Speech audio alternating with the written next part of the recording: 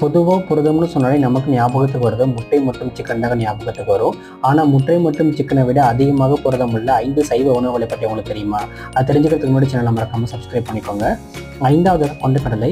இந்த கொண்டக்கடலையில் வந்து அதிக அளவு வந்து புரதம் இருக்குது. அது மட்டும் இல்லாமல் டெய்லி நம்ம வந்து 1 கப்பு கொண்டக்கடலை சாப்பிட்டோம்னா நம்ம உடல் எடையை வந்து அதிகரிக்காது. அது மட்டும் இல்லாமல் தசைகளை வந்து வலுவாகுது. 4வது பொட்டுக்கடலை. இந்த பொட்டுக்கடலை வந்து அதிகமாக வந்து புரதம் இருக்குது. அது மட்டும் இல்லாமல் சிக்கனை கம்பேர் பண்ணும்போது இந்த பொட்டுக்கடலையில் அதிகமாக வந்து புரதம் இருக்குது. 3வது கருப்பு கடலை. இந்த கருப்பு கடலையில் வந்து பார்த்தீங்கன்னா வெள்ளை நீர கொண்டக்கடலை போலவே இந்த கருப்பு கடலை கொண்டக்கடலை வந்து அதிகமாக வந்து சிக்கனை விட அதிகமாக புரதம் இருக்குது.